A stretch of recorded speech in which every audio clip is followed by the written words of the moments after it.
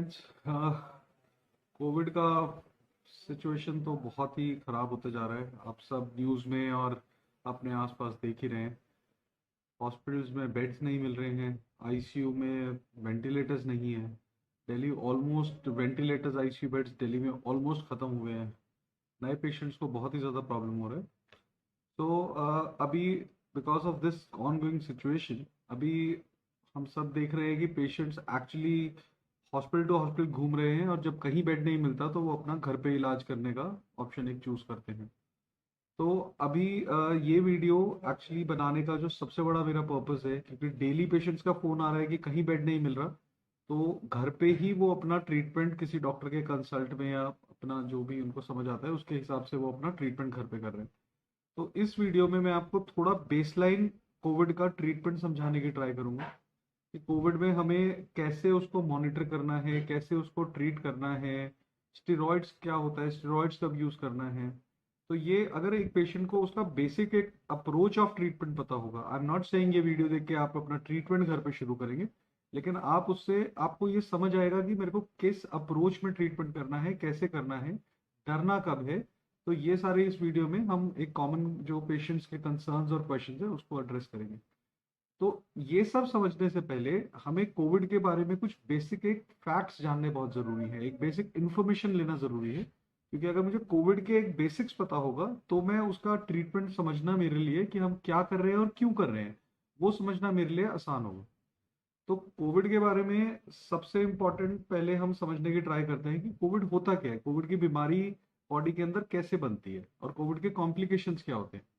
तो मैंने अपने लास्ट वीडियो में भी आपको ये एक ब्रीफ में समझाया था कि कोविड बेसिकली एक वायरल बीमारी है। जब कोविड बॉडी किसी पेशेंट को कोविड हो जाता है तो वहां पर हमारे फर्स्ट 5-6 डेज एक वायरल का फेज होता है। वहां पर पेशेंट को बुखार, खांसी, लूज मोशंस, बॉडी एक, जो एक नॉर्मल वायरल के सिम्टम्स होते हैं उस तरह से रहते हैं। पहले 5 दिन में किसी को कॉम्प्लिकेशन नहीं होता है। तो जब ये 5 दिन का मेरा फेज खत्म होता है, जब पेशेंट का 5 डेज कंप्लीट होने लगता है, एंड 5 डेज में ये ध्यान रखना है कि फर्स्ट डे जो होता है वो मेरा, जब मेरा सिम्टम आना स्टार्ट हुआ था, जब फर्स्ट मुझे सिम्टम आया था, वहां से सारी हम काउंटिंग करते हैं डेज की, नॉट फ्रॉम माई रिपोर्ट। तो अगर मुझे बुखार 18 तारीख को आया था और मेरी रिपोर्ट 20 तारीख को पॉजिटिव आई है, तो मेरा डे 1 18 तारीख होगा, नॉट 20th, जहां पे मेरा फर्स्ट सिम्टम था। तो वहां से मैं अपना फर्स्ट 5-6 डेज तक बुखार, खांसी, कोविड के वायरल वाले सिम्टम्स रहते हैं। अब जब मेरा ये सेकंड फेज में बढ़ने लगता है तो मेरा वायरस कम हो गया है, और मेरी बॉडी में मेरा इम्यून सिस्टम जो है, जो कोविड को मारने के लिए काम कर रहा था, कभी कभी वो सप्रेस होने की जगह काफी एक्टिवेट हो जाता है, जिसको हम मेडिकली साइटोकाइन स्टॉर्म बोलते हैं। यही वो फेज है जहां पेशेंट को निमोनिया भी डेवलप करता है।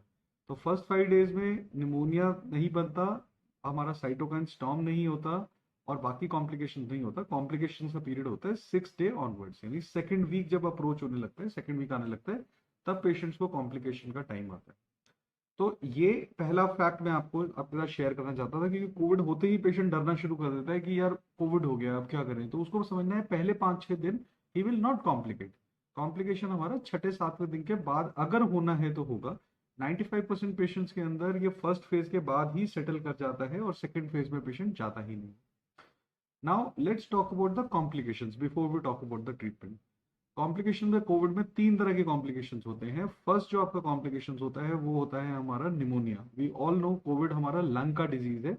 जब लंग्स के अंदर हमारा निमोनिया बन जाता है तो हमारी ऑक्सीजन सैचुरेशन डिप करने लग जाती है।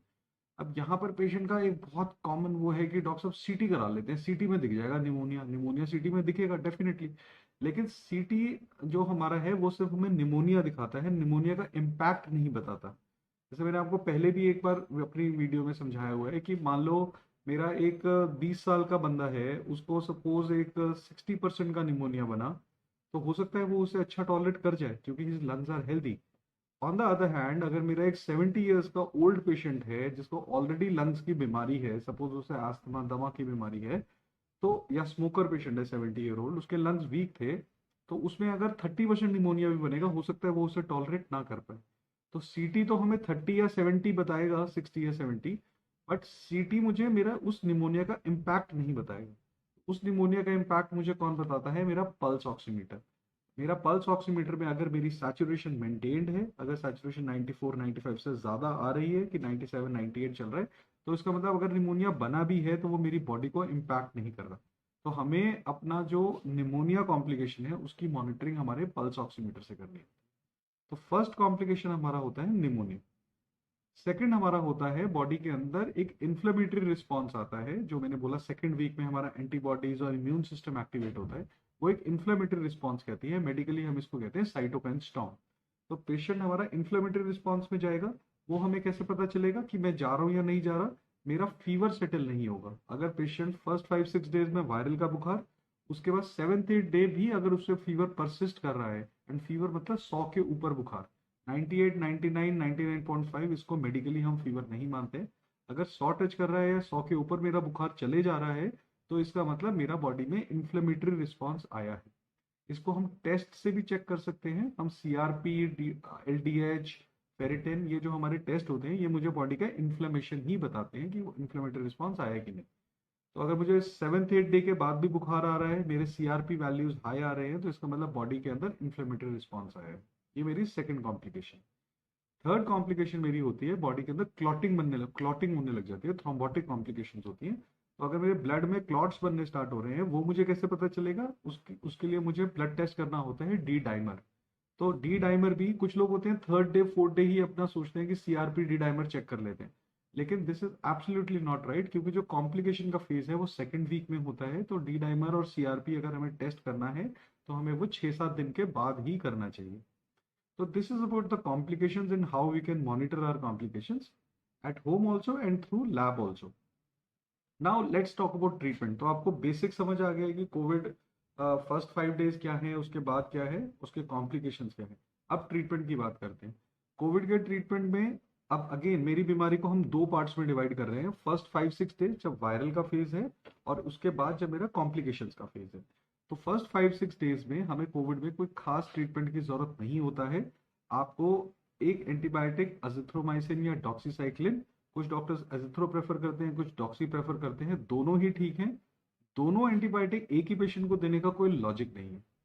दूसरा, हम आइवरमेक्टिन एक दवाई होती है वो देते हैं, उसको 3 से 5 दिन के लिए पेशेंट को यूज किया जाता है ताकि वो हमारा थोड़ा वायरस को कंट्रोल करे। थर्ड, हम जिंक विटामिन के और विटामिन C हम लेते हैं, जिससे हमारा बॉडी में थोड़ा इम्यूनिटी रहता है। बाकी हम सिम्टोमेटिक ट्रीटमेंट लेते हैं। अगर बुखार आया तो पैरासीटामोल, क्रोसिन या डोलो हम खाएंगे। अगर कफ है तो कफ सिरप पियेंगे।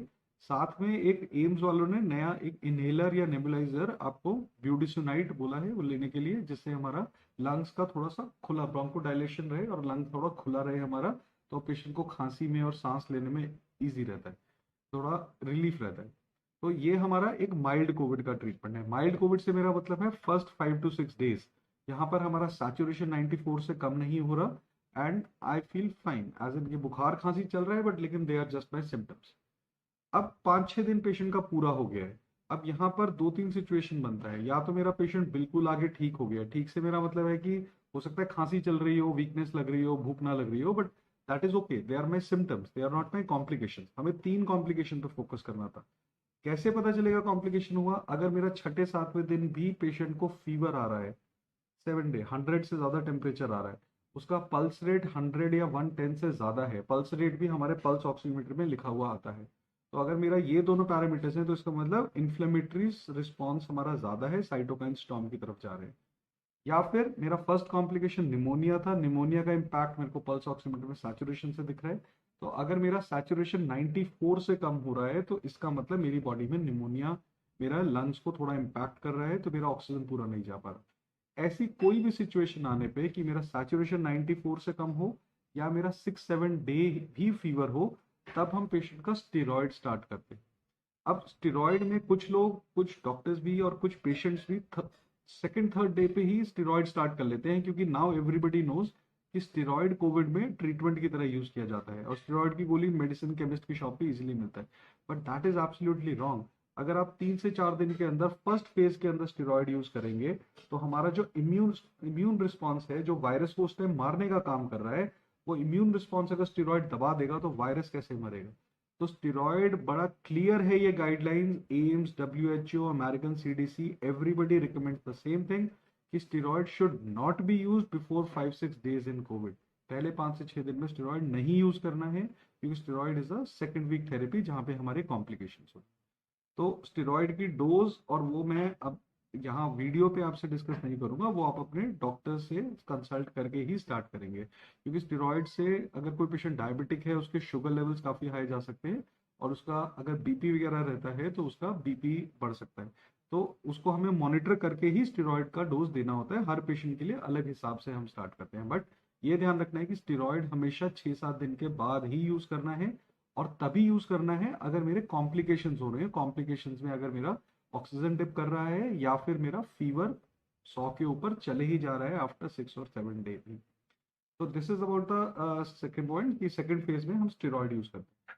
थर्ड मेरा कॉम्प्लिकेशन हमने बात किया था कि हमारा क्लॉटिंग होने लग जाता है। तो क्लॉटिंग के लिए हम अपना ब्लड टेस्ट करते हैं, डी डाइमर। अगर मेरा डी डाइमर बड़ा होता है तो हम कुछ ब्लड थिनर्स यूज करते हैं, हल्का रहता है तो हम कुछ इकोस्प्रिन या इस तरह से यूज करते हैं। अगर मेरा ज्यादा डी डाइमर काफी एलिवेटेड होता है, मोर देन 2 टाइम्स निकल जाता है, तो फिर हम एंटी कोगुलेंट दवाइयाँ आती हैं वो यूज करते हैं।